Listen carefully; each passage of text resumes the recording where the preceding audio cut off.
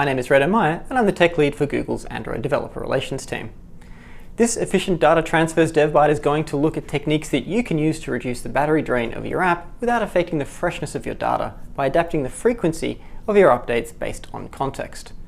In other Devbytes, I've explored ways to analyze your app's transfer profile and optimize it using techniques like prefetching, bundling, and sync adapters, and Google Cloud messaging. The goal is to ensure that you never initiate a transfer that isn't related to a required data sync. But if you have server data that changes rapidly, such as breaking news, weather, or sports scores, triggering an update every time there's an update on the server is still going to tax your servers and drain your users' battery, particularly when your app is in the background. Now, the aim of this Devbyte is to go beyond limiting transfers to when they're valid and start considering device state, user behavior, and impact on the user experience to minimize the number of updates that we actually perform. In my Devbyte on Google Cloud Messaging, you learned that you can set your server messages to be delayed when the device is idle. As a result, your messages will be queued and that queue is collapsed so that when your app only receives one message when the device becomes active. Now, that's a useful start as it prevents multiple updates from happening when the user isn't actually using the device. In other Devbytes, on using the sync adapter, you saw how to group all of your app's transfer methods within your sync adapters on perform sync method. A sync adapter can be triggered a number of ways, including GCM tickles, client-side changes, scheduled updates, or user actions, like selecting a new song or browsing an article that hasn't been prefetched. Within our perform sync handler, we need to determine which of these triggers are sufficient to initiate a new transfer. Starting with scheduled updates. Periodic updates are a great way to ensure your app never seems stale, and that users aren't left waiting for significant amounts of data to be synced every time you open their app. Of course, stale is relative not only to the type of data that your app displays, but also how frequently a user opens your app. Periodic updates work well for apps like newsreaders, where the frequency of news articles makes sending a GCM message to every app whenever new articles are available massive overkill. And the freshness of news isn't critical unless the user happens to be actively browsing it. In this case, performing a background refresh every hour might be a reasonable approach for users who open the app several times a day, as it ensures that they see fresh headlines every time they open the app, even if the device hasn't been online for a while. But it's wasteful for a user who only reads the news headlines once each morning. Now, you can mitigate this by reducing the background update frequency based on the recency of app usage. In this snippet, we check to see if the app has been opened since the last time we performed a refresh. If not, we double the period between refreshes. Now, each time the app is opened, we reset that counter, so as a result, your app has fresher data for regular users, while those who open the app only once a day or once a week are saved the resulting battery drain. Now, if you're reducing the frequency of updates to reduce the battery-hungry use of the cell radio, we might be able to mitigate some of these choices based on the current battery level, charging state, and connectivity type.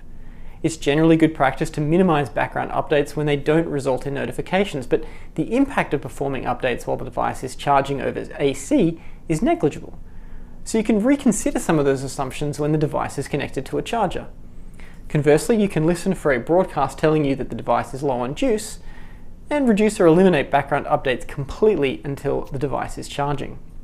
Of course, just because you're connected to power doesn't make your downloads free. Even if you're not concerned with the power drain associated with 3G radio, you should still be conscious of the amount of data that you're transferring.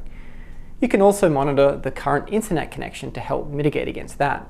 If we're connected over Wi-Fi, bandwidth use isn't an issue and power use is significantly lower than when compared to a cell radio. That means you can more aggressively react to send to sync messages when client-side or client-side content provider changes, when you're in the foreground and potentially even in the background, especially when we're also connected to power. A good example of this scenario is when the device is docked. Monitoring for the device to be in a docked state can be a useful shortcut, letting you know how to check for connectivity and charging status and potentially modifying the frequency at which you perform syncs. You can check the current device state each time you receive a GCM tickle or a local content provider changes to determine if you should actually perform the update. Or you can monitor changes in the device state to alter your sync adapter settings to stop or start listening for changes. Likewise, you can send a message to your server altering the frequency at which you want to receive those send to sync messages. For example, you may want to receive a tickle after there are 10 new headlines, or only when there is a breaking news story in your area, or not more frequently than once every 10 minutes. You might also want to consider the context of the user themselves. Using the new activity recognition APIs, you can choose to alter the foreground update frequency based on what the user is doing. In this example, we might artificially limit the update rate when they're doing anything other than standing still, on the basis that users are less likely to be looking at the screen and browsing. Now, we can use a similar technique as an alternative to periodic updates.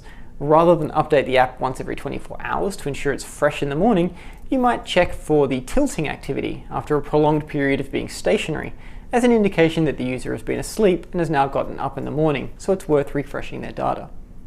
Now, having introduced a number of possible ways to skip or delay transfers, it's important to check the cause of the sync to ensure that you're not delaying transfers that will affect the user experience directly. Any manually initiated transfer, so anything that's necessary for the user to continue using the app or browsing, needs to happen straight away. When using sync adapters, you can determine this as shown here. Now, in any case, while it can be useful to alter the frequency at which we execute a sync, fundamentally we're still depending on techniques like sync adapters and Google Cloud Messaging, as described in other Devbytes in this series, to ensure that we only ever consider performing a sync when data has changed, either on the client or on the server. Even then, we want to avoid performing a sync that could be delayed without impacting the user. In most cases, that means being very conservative with background updates for anything that doesn't result in a notification being displayed.